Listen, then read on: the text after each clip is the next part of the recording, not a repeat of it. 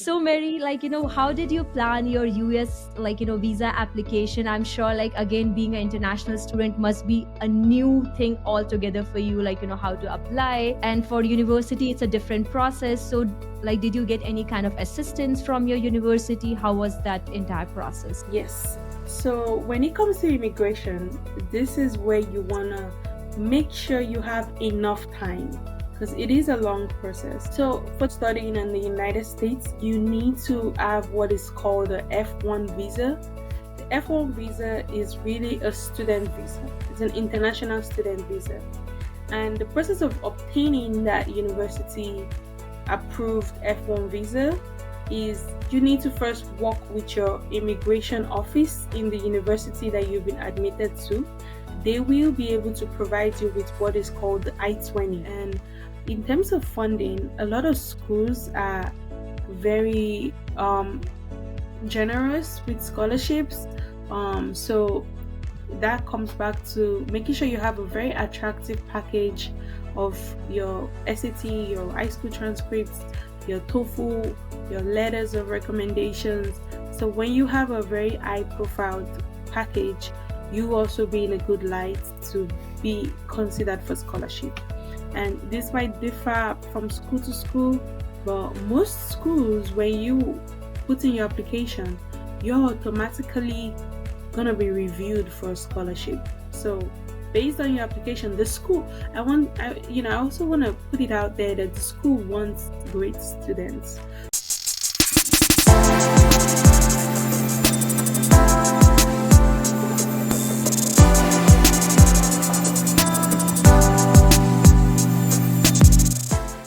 Let's deep dive into another segment which will be again very interesting for our international student, which we keep talking about that every now and then, is our visa process. So Mary, how did you plan your US visa application? I'm sure, again, being an international student must be a new thing altogether for you, how to apply. And for university, it's a different process. So, did you get any kind of assistance from your university? How was that entire process? Yes. So when it comes to immigration, this is where you want to make sure you have enough time because it is a long process. So for studying in the United States, you need to have what is called a F1 visa. The F1 visa is really a student visa. It's an international student visa. And the process of obtaining that university approved F1 visa is you need to first work with your immigration office in the university that you've been admitted to. They will be able to provide you with what is called the I-20. And a lot of universities have different requirements before they can provide you the I-20. But most importantly, you need to have your source of funds. So the source of funds is telling them how you're going to fund your education. And once you have your I, you can then apply for the F1 visa from the United States Immigration Office. And then you'll be invited for immigration appointment, an interview, and you want to make sure you bring all the documentation you provided your university. Because if you have a question, if the immigration officer has a question, they need proof of most of their questions. So you want to have it in hand to provide to them. That can be your SAT scores, your high school transcripts. You want to bring along your source of funds. You want to make sure you've practiced and have the right answers to why you want to study in the United States, why you picked the United States, why you picked the university, why you picked the degree that you're coming to study. So all these type of questions, practice them. So when you go for that immigration appointment and interview, you're going to be very confident when you're explaining to the immigration officer why you want to study in the United States. And once you're approved for the F1 visa, then you'll be able to come study as an international student. Wow, so that definitely looks like a very big process. It involves a lot of steps, I would say. For our audience, there is something called as I-20. So do you think, Mary, you would like to highlight that I-20 is something which you get from university, right? So how did you take help from them? If you could just elaborate a little bit on that, like how did your university help you in that process? So, like you said, the I-20 is the initial documents that you need to be able to apply for the visa. So every university has an immigration office. So they want to help and support international students doing their immigration process. So this office is set up for you. So you want to use them, you want to leverage them, ask them questions. Any question you might have about the immigration process, they should be your first point of contact. Now, to receive your I-20 from them, you need to be able to provide what is called the source of funds. Now, that source of funds could be in different form, could be, statements, bank statements from whoever is going to be sponsoring your education, whichever way the university would like for you to prove that you will be able to fund your education. And when you've filled all their requirements, they'll be able to provide you that I-20, which you would then use for the application for your F1 visa. So to answer your question, Amrita, in summary, the university is your first point of contact for every question you have about your immigration process. And so I would say you should definitely utilize your expertise of university, because they do have a dedicated people who help, especially international student. And the first step is like for you to secure your I-120, then your visa appointment, your documentation, everything comes into important place. And the other thing which I would like to ask Mary is like, when you apply for I-20, I'm sure like once you would have got your admission, once you got your admission confirmation, that is when, you know, university starts helping you with the I-120 process, right? So yes, so exactly that. This is a process that comes after your admission. So for the first half of this conversation, we really focused on how to get that admission.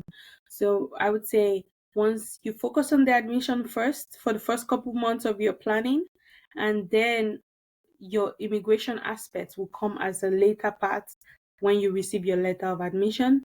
The school has admitted you into the program of your desire. Okay. So yeah, that's a useful information again, Mary. So I want to understand, Mary, like when did you applied for for your F1 visa? Because that also takes time to get the appointment. So do you have any suggestion, for our audience, like, how much time they should have in mind to process everything? Right. And I always say, again, starting to plan a year ahead and give at least 9 months for your immigration process. Now, things might even be better than it was 10 years ago when I did mine. It was a process where in less than 6 months, I was able to get my I-20 and also get my F1 visa. But now, with the situation of the country, with COVID and so many factors in play, my advice is always to plan early and give it at least 9 months. Okay, yeah, because the visa appointment, again, that's another session which you need on that, I'm sure, because it Right, takes time because of the appointment. So I'm sure, like what Mary suggested, make sure keep enough time well in advance so that, it should not be a situation that you have got the admission, but due to your visa process delay, you're not able to, come and pursue your education. But in that situation, I'm sure most of the universities usually are accommodative in case if that situation happens to delay your education, something of that sort. But yeah, that is something to make note of. right. But yeah, this was really nice, like to talk about every aspect, detailed discussion, like how things you need to plan your education, all the documentation and everything. So now we'll move to another segment where we'll talk about finance, because right now we all talked about exams and everything, and education needs funding for sure. So we'll deep dive more to understand the finance aspect of education, because I'm sure studying in US it's a dream for a lot of students, I would say, and specifically for people who are coming from different country, there is more added cost, their expenses and everything. So if you can tell me, like, how did you navigate those complexity? Did you take student loan? How did you do that entire financing? Right. That's a great question because this could really determine if you'll be able to study in the US or not. So the first thing is choose a school you can afford. You want to be able to be somewhere that you can actually afford, and you don't want to be unable to attend the university just because you cannot afford it, or you apply to a school that was way above your budget. So as I said, I advise people to always choose a university they can afford. And in terms of funding, a lot of schools are very generous with scholarships.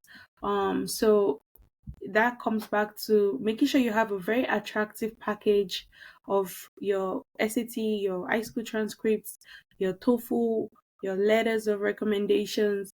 So when you have a very high profile package, you also be in a good light to be considered for scholarship. And this might differ from school to school, but most schools, when you put in your application, you're automatically gonna be reviewed for a scholarship. So based on your application, the school, I also want to put it out there that the school wants great students. So they will do anything they can to get great students. So that can be giving you scholarships so they can attract you to come to their school. So it's not just a one-way street. They also want you. So they would sometimes, if you're very attractive, you have everything that will make you be a high class student, they would enroll you and offer you scholarships. Now, that's one advice. The second thing would be planning the finances, understanding how much it would cost per semester for just tuition. And then once you have that, you want to look into the numbers of whoever's sponsoring you, or if you're sponsoring yourself. For my story, at least when I applied, I was able to be considered for what they called an in-state tuition. So based on my profile, they were able to exempt me from paying the international students tuition. So if you're familiar with applying to schools in the university, they have two tuitions, one for international students, one for domestic students. So what that scholarship provided for me was the ability to pay domestic students tuition. So that saved me at least 50%, so that's a huge relief, at least to be able to fund my education, was getting that 50% discount and now be able to pay the domestic students tuition. So I had to again make sure my application, because for my school there was no different application for scholarship. It was automatically reviewed. Every application was automatically reviewed for scholarships. So me being focused on making sure all my components of my application was strong helped me to be put in the light for the admission officer to offer me that 50% discount. Could you elaborate that more, Mary, so that, like, a lot of students can know about and they can avail that opportunity? So again, it changes from school to school, and I can speak for the school that I applied to. And for that school, if for instance, these are just example numbers, right? If an international student was supposed to pay 10, they might give you a scholarship where instead of paying $10,000, they might let you pay five because you had a great application profile, or you have high scores in your SAT, in your TOEFL, in other aspects of your application. So it's really not a program. At least for my school, it was really just an opportunity not to pay the international student tuition and be able to pay the domestic student tuition. So that was their form of scholarship. Now, other schools might have different forms of scholarship where they might just offer you free room and board where you don't have to pay for your housing expenses. Some schools offer, paying 100% of your tuition. So there are some schools that would really offer some scholarships, but again, these scholarships are very competitive. They have a lot of students, but they're out there. They're out there. It just requires research. It requires making sure you're applying in a way where you're putting your best foot forward. Make sure you have strong recommendations, strong high school degree, strong SAT scores. Okay, well said. So I kind of understand this was like a kind of a scholarship which was given to you, right? Right, So it all correct. depends, like, if your profile is really strong, there are a lot of, because the reason why I have been asking these questions, because I have been counseling so many students and they always have a concern on the finance, because obviously it's a huge cost when you come and you try to do your education. And if you get some kind of, like, opportunity where you can, someone can waive off your fee by some form of scholarship, that's a huge relief for international students. So make sure, like, you make your profile outstanding, so that ways you can avail, those scholarship opportunity. I do have a couple of questions about scholarship, which we're going to deep dive more into that later on, but I'll continue with, this discussion. And also, Mary, like, if you could mention, did you stay on campus or did you stay off campus? Because I have interacted with a lot of undergrad students, and what I understand, there's a compulsory requirement in some universities that they do have to stay in campus, and obviously, staying in campus is a, again, added cost on their plate. So, if you could explain, those. Yeah, again, I would say when you apply to schools, make sure you don't apply to schools that would ensure you're on campus if you cannot afford to be on campus. Because depending on your city, most on campus housing is more expensive than staying off campus. So make sure you apply to schools. If that's a concern for you, housing, make sure you apply to schools that do not require you to stay on campus. So for me, my school did not require on campus. So I was able to stay off campus for my 4 years of my undergraduate degree, which was able to help me bring my housing costs down by a large percentage. Being in South Carolina, the cost of living was considerably lower than a lot of cities. So in that case, my rent wasn't as crazy as it would be if I was in a bigger city. So I was able to stay off campus. And a great point you made, Amrita, that that's a big concern with making the cost of your education more in the US is where you decide to live. So if cost is important to you, you want to make sure you're staying off campus. That's a very useful information which you have shared, Mary, because I have always, because I have not done my undergrad here. I've been hearing from people that you have to stay in campus, and I know undergrad fees is very expensive. So I mean, this would definitely encourage a lot of students that they can avail opportunity of not selecting university who don't have, like, compulsory requirement to stay in campus. I also want to understand, Mary, like, how did you manage your monthly expenditure? I know you talked about it, like, because you stayed in a city where the cost was not, it was not that high in comparison with big cities, but still, like, it is still a big cost when you go to a Right. different country. I'm sure it must be a huge thing for you. So how did you plan when you came here, like, this is going to be my monthly cost? Like, if you could give a breakdown, like, every month I'm going to spend so much money on my accommodation, on my miscellaneous, on food, or some breakdown of something that would be helpful. Right. So without giving actual figures, I would say, always have a budget where you have all the components placed from the highest to the lowest. So the highest cost for you as an international student would be your tuition. So when you have your tuition budgeted, your next thing would be your housing, the rent. The rent will be your second highest cost. Then you want to think about transportation because you need to be able to move from your housing to classes to if you're going for research labs, if you're going to for clinicals, if you're doing like a medical degree. So you're gonna need to move from places to places. So you have to account for your transportation, you have to account for food because you have to eat, and then you have to account for insurance. Being in a different foreign country, you have to think about how you're gonna fund your health care if you get sick or if you get injured. So insurance is also a big cost. And then school supplies was also one of the aspect of my budget to be able to buy your books. That can just be textbooks or just exercise books, pencils, calculators. These expenses could go really high if you don't budget for them. But they're gonna be different from cities to cities. So you might not be able to have one picture in mind from one city, but I would say do research if you decide to go to, for example, New York City, go research on what is the cost of rent in New York, the average cost of rent in New York for a 2 bedroom, for a 3 bedroom.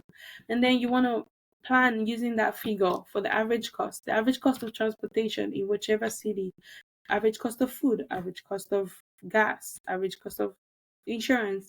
And that will be able to really give you a picture of what you might expect to spend every month. Because what you would spend in South Carolina might be different from what you would spend in New York, might be different from what you would spend in Chicago.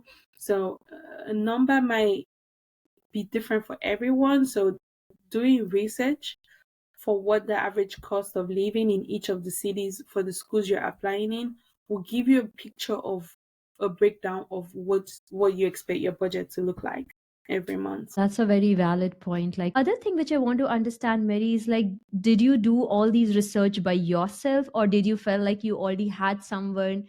Because it always, like, there are a lot of resources which is out there. Sometimes a lot of universities help you to connect with the respective students or specific forums. So how did you leverage those information? Right. So the number one point of contact should be your university. I was able to communicate with my university, ask questions. Now I have my admission. What next? What do I need to be aware about? So ask them questions. Like you said, they were able to connect me with students that were from Nigeria in the school, and they were able to explain what they were going through, what they have gone through, their experiences in the school.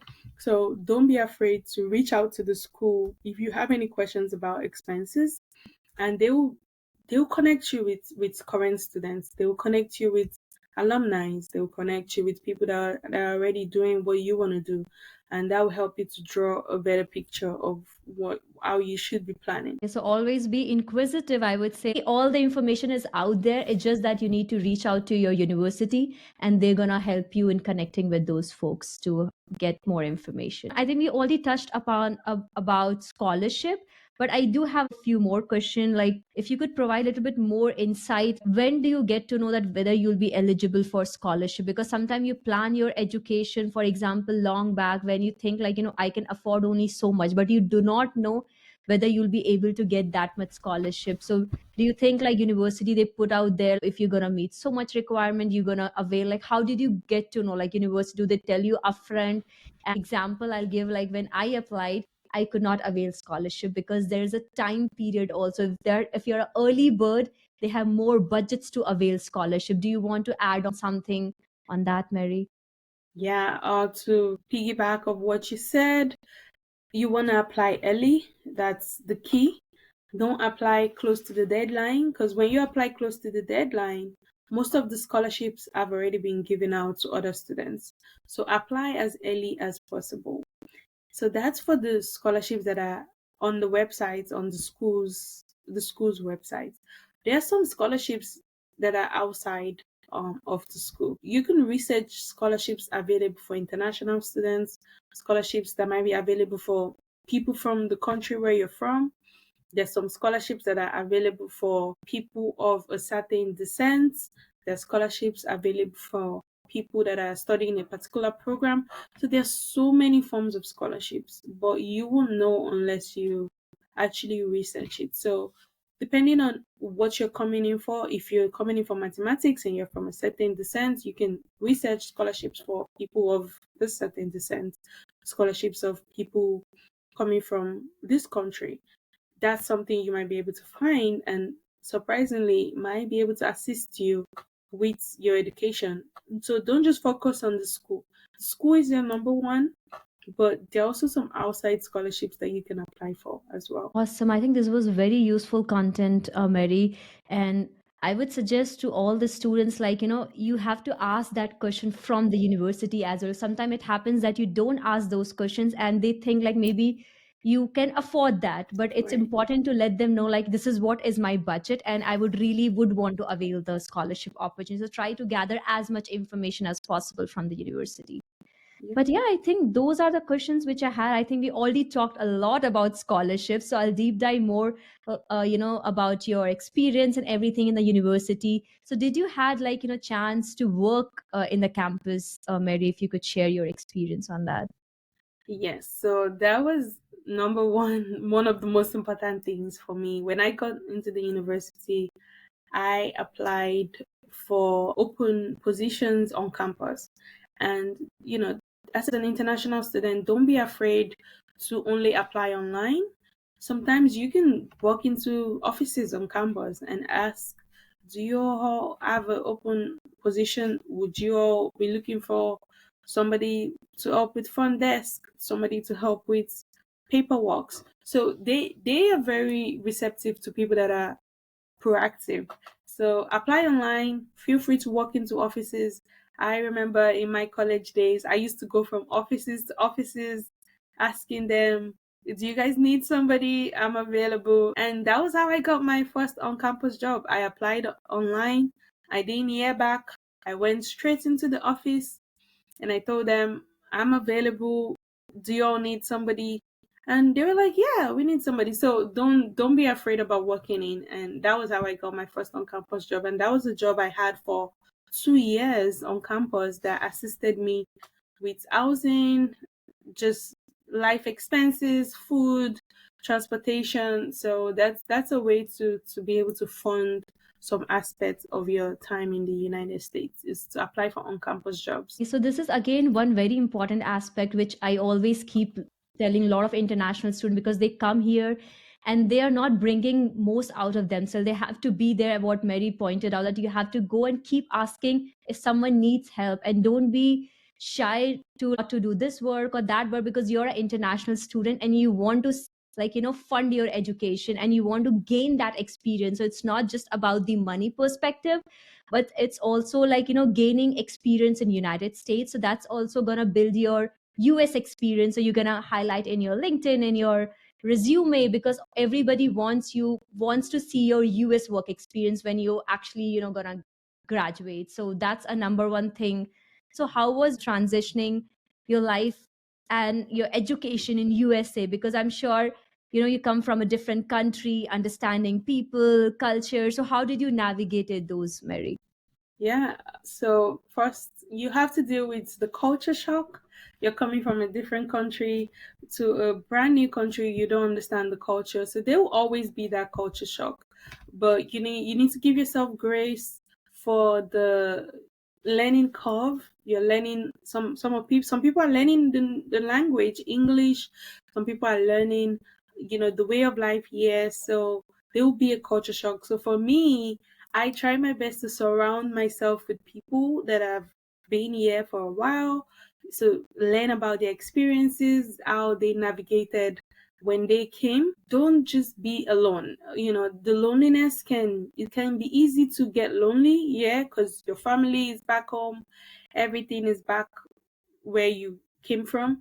But the ability to be able to meet people and network, gain experiences from them, understand their journey in the United States helped me a lot with my culture shock, and it helped me with my loneliness, because you're gonna be lonely if you're somebody that don't have family in the United States. And then exploring other culture. Don't just stick with people from your country. If you're from India, don't just have friends from India. Have friends from the United States, from Europe, from different continents, so you can now be able to navigate that culture shock more. So I surrounded myself with people from different countries, and that's how I was able to cope moving to a new country. Awesome, Mary. Sometimes it happens when you come far away from your country, you just feel definitely more comfortable talking to your own people because you know the culture and everything. But I think it's very important when you come out there, you have to start networking with different people, because you are here to learn. And if you don't interact, you're never gonna learn. And then, you're always gonna be in your own comfort zone. And people always say, if you want to come out of your comfort zone, you have to make yourself uncomfortable, and that's how you learn and grow. And I think I would like to definitely add on here, like when we were doing our masters in Bentley University, I think I have made tons of friends from all across the globe, like Mary from Nigeria. I have like friends from Europe, all over the globe. And trust me, I have learned so much from them. Yeah, I think it was absolutely wonderful having you in our show today. And thank you for sharing your wonderful insight, journey, challenges. I'm sure this episode is going to be very useful, specifically for international students who are going to pursue their undergrad study in United States. So thank you so much for your time, Mary.